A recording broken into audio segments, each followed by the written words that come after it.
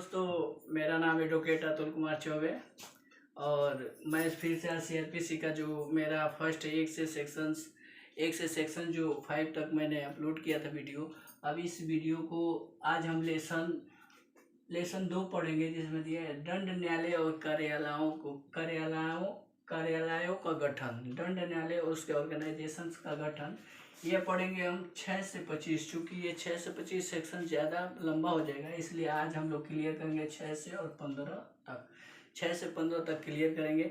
आप लोग हमारे साथ बनिए, हमारे चैनल को सब्सक्राइब कीजिए, लाइक कीजिए, कमेंट कीजिए, ताकि मुझे मोटिवेट होता रहूँ। आप लोग जितने सब्सक्राइब करेंगे, मैं वादा किया हूँ आपसे, मेजर एक्ट हर एक मेजर आईपीसी सीआरपीसी सीपीसी सब चीज़ एकदम ईजिली बताऊँगा, सेक्शन वाइज बताऊँगा, एकदम ईजिली बताऊँगा। और मैंने एक कहावत है कि मंजिल मिले या ना मिले किस्मत की बात है। मंजिल मिले या ना मिले किस्मत की बात है, लेकिन हम कोशिश ही ना करें ये गलत बात है। ये माइंड में अपने रहना चाहिए। शुरू करते हैं।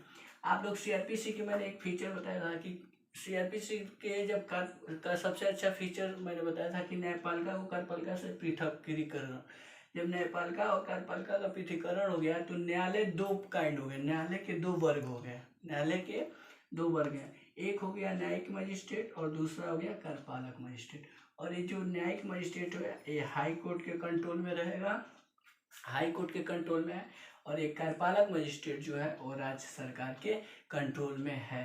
अब न्यायिक मजिस्ट्रेट में हम सीआरपीसी पढ़ ही रहे हैं, और कार्यपालक मजिस्ट्रेट में जैसे आपका एसडीएम साहब हो गए, आपके एसडीओ साहब हो गए, आपके तहसीलदार साहब हो गए, ये सब लोग कार्यपालक मजिस्ट्रेट में आएंगे और ये राज्य के कंट्रोल में रहेगा। अब हम यहाँ से धारा जो हमारा सेक्शन है 6 दंड न्यायालय के वर्ग का बात करते हैं। इस सेक्शन 6 का एक ही टारगेट है, क्या कि एक स्टेट में कितने दंड न्यायालय होंगे। तो ये कहती है 4 होंगे। कौन कौन होंगे? तो पहला सेशन न्यायालय होगा, दूसरा प्रथम वर्ग न्यायिक मजिस्ट्रेट होंगे, महानगर क्षेत्र में महानगर न्यायिक मजिस्ट्रेट होंगे, द्वितीय वर्ग न्यायिक मजिस्ट्रेट क्षेत्र होंगे, और कार्यपालक मजिस्ट्रेट का न्यायालय। इन न्यायालयों का वर्ग बता रही है, आप ध्यान से सुनिए। इसका काम सिर्फ 6 और इसी 6 का टोटल विस्तार 25 तक है। इस 6 का सेक्शन 6 का टोटल विस्तार 25 है। आगे हम पढ़ेंगे तो उसमें न्यायिक में सब चीज़ें, अधिकारिता क्या है, जुरिस्डिक्शन, ये सब चीज़ें पढ़ेंगे। एक चीज़ और ध्यान रखिएगा, ये धारा 6 सीआरपीसी की सेक्शन जो 6 है यही कहती है कि हाई कोर्ट भी क्रिमिनल न्यायालय हो सकता है, क्योंकि हाई कोर्ट और सुप्रीम कोर्ट संवैधानिक न्यायालय है। यही सेक्शन 6 से कहती है कि हाई कोर्ट भी क्रिमिनल न्यायालय हो सकता है। अब हम पढ़ेंगे प्रादेशिक खंड 7, धारा 7। इम्पोर्टेंट नहीं है उतना, लेकिन आप लाइन बाय लाइन हमें पढ़ना है, जानना भी जरूर। प्रादेशिक खंड, राज्य सरकार अपने प्रदेश में एक सेशन खंड बनाएगी और उस सेशन खंड में कई जिला बनाती है, ठीक। और दूसरी चीज़ करती है राज्य सरकार, जो सेशन खंड होंगे उस सेशन खंड और जिलाओं की सीमा जो होते हैं उसमें परिवर्तन कर सकती है। हाई कोर्ट के परामर्श से सेशन खंडों को उपखंडों में विभाजित कर सकती है, और प्रारंभ से जो सेशन खंड बने, सीआरपीसी जब लागू नहीं हुआ था उस समय जो सेशन खंड बने थे वह लागू ही रहेंगे, लेकिन सीआरपीसी के कंट्रोल में रहेंगे। इंपॉर्टेंट उतना नहीं है। धारा 8 इंपॉर्टेंट है, यह प्री के पॉइंट से बहुत इंपॉर्टेंट है, क्योंकि इससे क्वेश्चन बनता है। 8 में बताया गया है, धारा 8 में महानगर क्षेत्र के बारे में।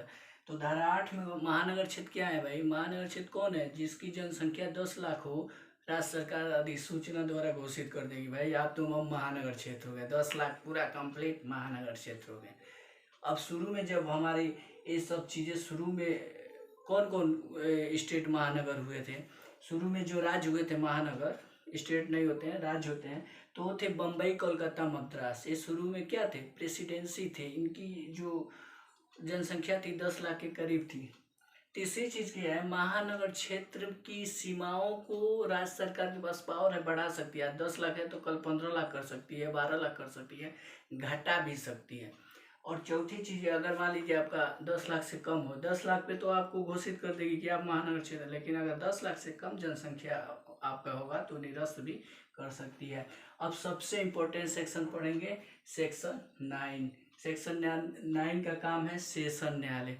आप ये बताइए, आप अपने ज़िले में जाते हैं तो डिस्ट्रिक्ट कोर्ट है ना, जिला न्यायालय है ना, वही सेशन न्यायालय, उसी को हम सेशन न्यायालय कहते हैं। क्यों सेशन न्यायालय कहते हैं कि अगर वह क्रिमिनल, जिला जज साहब क्रिमिनल मैटर देखेंगे तो उनके न्यायालय को हम जिला सेशन न्यायालय कहेंगे, और वही जिला जज साहब जब सिविल मैटर देखेंगे तो उनके न्यायालय को हम क्या कहेंगे, जिला न्यायालय कहेंगे। तो ये सबसे इम्पोर्टेंट चीज। अब देखिए, अब जिला जो न्यायालय होती है, हर जिले में एक जिला न्यायालय होता है।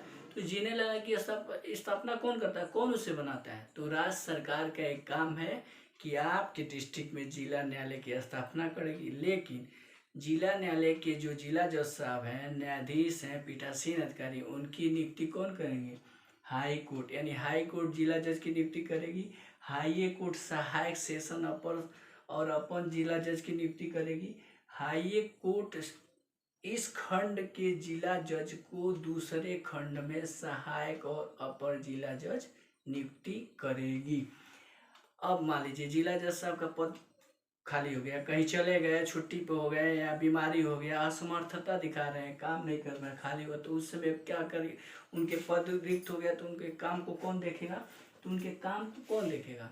उनके काम को सहायक सेशन न्यायाधीश, अपर सेशन न्यायाधीश महोदय देखेंगे। अगर ये दोनों भी खाली हैं तब हमारे सीजीएम साहब यानी मुख्य न्यायिक मजिस्ट्रेट मामले को निपटाएंगे और देखेंगे जब तक ये लोग अपने पद पर आ नहीं जाते।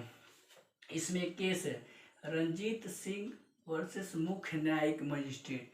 रंजीत सिंह वर्सेस मुख्य न्यायिक मजिस्ट्रेट में कहा गया कि हाई कोर्ट को इतना पावर है कि सेशन कोर्ट कहाँ बैठेगी, सेशन कोर्ट चाहे तो हाई कोर्ट को इतना पावर है कि सेशन कोर्ट की सुनवाई वह जेल में भी करवा सकती है। और इसके लिए एक और केस था, केहर सिंह बनाम स्टेट। केहर सिंह बनाम स्टेट में इंदिरा गांधी के जो हत्यारे थे उनकी सुनवाई होनी थी 30 हजारी कोर्ट में, लेकिन हाई कोर्ट ने किसी कारणवश, जो भी वो कारण हो, हटा के तिहाड़ जेल में सुनवाई किया था।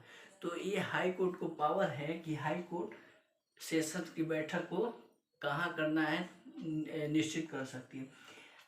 धारा 10 इम्पोर्टेंट नहीं है। 10 में सहायक सेशन न्यायाधीश की बात की गई है, और सहायक सेशन न्यायाधीश सेशन न्यायाधीश के अंडर में रहेंगे। सेशन न्यायाधीश उनके कार्यों का विवरण करेंगे, देखें सुनेंगे। धारा 10 इम्पोर्टेंट नहीं है, बस इतना जानते सहायक सेशन न्यायाधीश को परिभाषित करती है। धारा 11 इम्पोर्टेंट है। क्यों है? क्योंकि आप किसी भी कोर्ट में जाएंगे तो कोर्ट का जो सबसे नीचे का जो न्यायालय है वह न्यायिक मजिस्ट्रेट न्यायालय है। आप पीसीएसजे का एग्जाम क्वालिफाई करेंगे तो आप क्या बनेंगे? न्यायिक मजिस्ट्रेट न्यायालय ही बनेंगे। न्यायिक मजिस्ट्रेट न्यायालय में ही आपकी नियुक्ति की जाएगी, यानी आपको न्यायिक मजिस्ट्रेट कहा जाएगा। तो 11 न्यायिक मजिस्ट्रेट के न्यायालय के बारे में बात परिभाषित करती है। अब देखिए, न्यायिक मजिस्ट्रेट के न्यायालय की स्थापना कौन करेगा? राज्य सरकार करेगी, लेकिन हाई कोर्ट से परामर्श करके। और न्यायिक मजिस्ट्रेट के न्यायालय में जो आप भाई पीसीएस से निकाल के जाएंगे तो आपकी नियुक्ति कौन करेगा? हाई कोर्ट हमारा करेगा। न्यायालयों की स्थापना करना राज्य का काम है, लेकिन उसके पीठासीन अधिकारियों की स्थापना करना हमारे हाई कोर्ट का काम है। तो यहाँ भी हाई कोर्ट नियुक्त करेगी।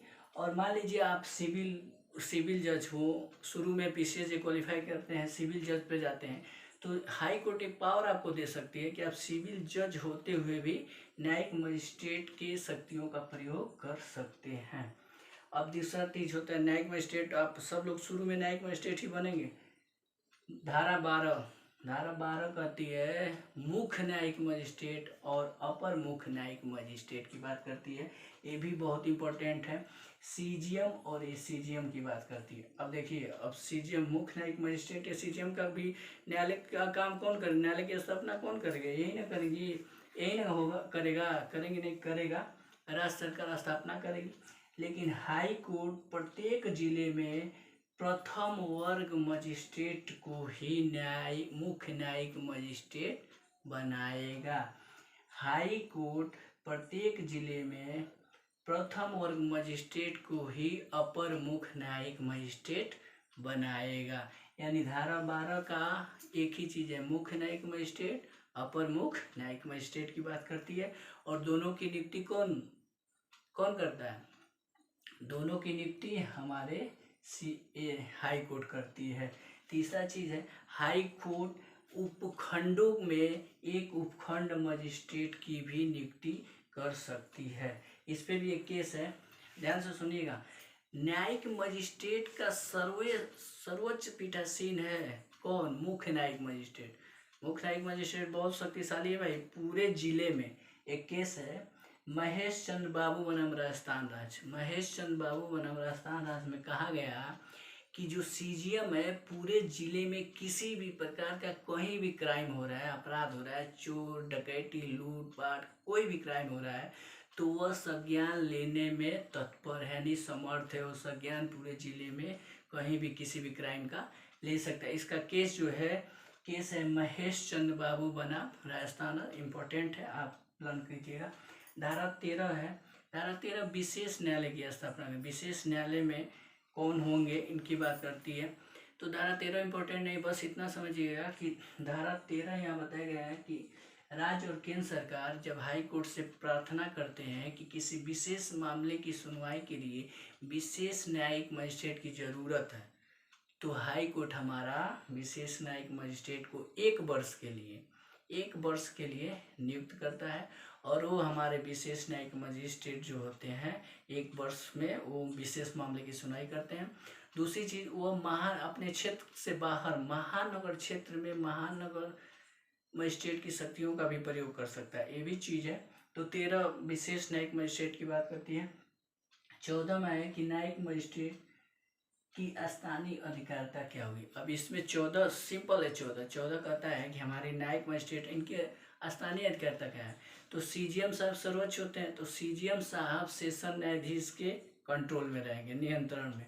और हमारे पूरे न्यायिक मजिस्ट्रेट के जितने भी न्यायिक मजिस्ट्रेट अधिकारी हैं वह सेशन न्यायालय के साधारण नियंत्रण में रहते हुए किनके सेशन नहीं सॉरी आप यहाँ सेशन जो 14 न्यायिक मजिस्ट्रेट की स्थानीय अधिकारिता, यहाँ पर सीजीएम साहब हाई कोर्ट के साधारण नियंत्रण में रखते हुए जो हमारे 11 से और 13 के बीच में जो न्यायिक मजिस्ट्रेट नियुक्त किए गए हैं इनकी स्थानीय अधिकारिता सीमाएं, इनका जुरिस्डिक्शन निश्चित करेंगे। जो 11 से 13 में हमारे न्यायिक मजिस्ट्रेट रहेंगे, सीजीएम साहब के अधीन, सीजीएम साहब को पावर रहेगा कि वो हाई कोर्ट के डायरेक्शन पर इनकी सीमाएं को निश्चित करें, इनके जुरिस्डिक्शन को निश्चित करें।